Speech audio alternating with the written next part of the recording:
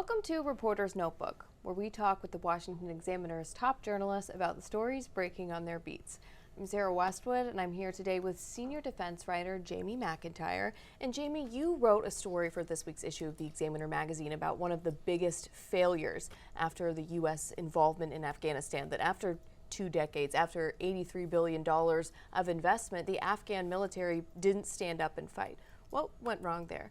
Well, a lot of things, but one of the big lessons that the Pentagon has taken away from this is that, in retrospect, they believe they made a big mistake in essentially trying to fashion an Afghan military that was modeled on the U.S. military. And of course, the U.S. has the biggest, strongest military in the world, but it's also a very high-tech military that relies on very sophisticated weaponry. And by essentially making the Afghan military modeled on the U.S. military, it created a military that was really unsustainable once the U.S. left, once they took the maintainers who maintained the aircraft and all that. They just couldn't stand up on their own. And just one example, the Afghans had these older Soviet-era helicopters that were easy to fly and pretty easy to maintain. They're not very sophisticated. We replaced those with these high-tech Black Hawk helicopters that the U.S. military uses, but those require a lot of maintenance. They're not easy to maintain, and this is in a society that's not very technologically literate. When the U.S. took over in 2001, Afghanistan, 80% of the Afghanistan population was illiterate, couldn't read or write. So that, in retrospect, was a mistake. What are some of the other factors that caused the Afghan military to melt away despite facing a much smaller Taliban force? So one of the things that the Pentagon mentioned in hearings that they had before Congress is that they underestimated the effect that this Doha Agreement that was negotiated by the Trump administration had in demoralizing the troops. That was seen both by the Taliban and by members of the Afghan military as basically a surrender agreement by the United States. And that allowed the Taliban to, in the last year or so, to basically send commanders village to village and tell them, look, the Americans are leaving, you're not going to have their support, cut a deal with us now, and when the time comes, you can just lay down your arms and nobody will get hurt. Otherwise, we're going to be having a fight to the death.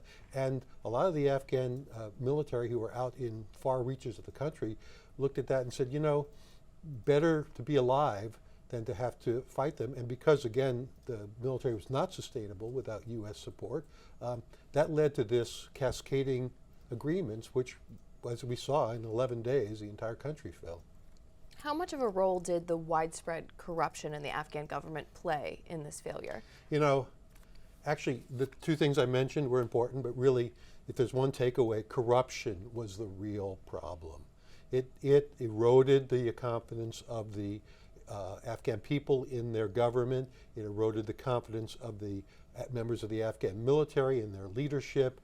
Corruption was just endemic in the Ashraf Ghani government, and even the government before that, which meant that the salaries that are supposed to go to soldiers were siphoned off. Commanders put on ghost soldiers who weren't really on the payroll just to take the money.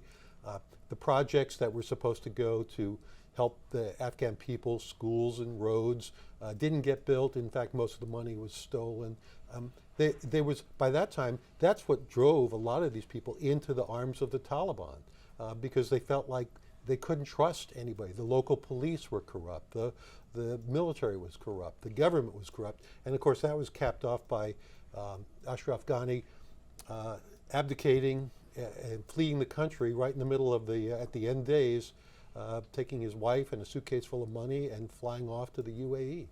And finally, one of the many questions being asked about all aspects of the withdrawal, but specifically about this failure, is why didn't the U.S. see this coming? Well, there are a lot of reasons, but one of them was a couple of years ago, 2 or 3 years ago, as the U.S. was trying to lower its presence in Afghanistan, they withdrew all the advisors that were sort of in the front line, low-level troops. We used to have advisors embedded with all these, and they had a good feel for what was going on, what the morale was. And so while the morale was plummeting over the last couple of years, we didn't have these advisors right up there working shoulder to shoulder with some of these Afghan forces. And they underestimated how bad the morale was. If If they'd had people, if we had still had advisors with all these units, they would have reported back and said, hey, these guys are not going to fight. And that's another reason they missed it. Well, Jamie, thank you so much for being here today. You can get more of Jamie's reporting by signing up for his weekday newsletter at dailyondefense.com.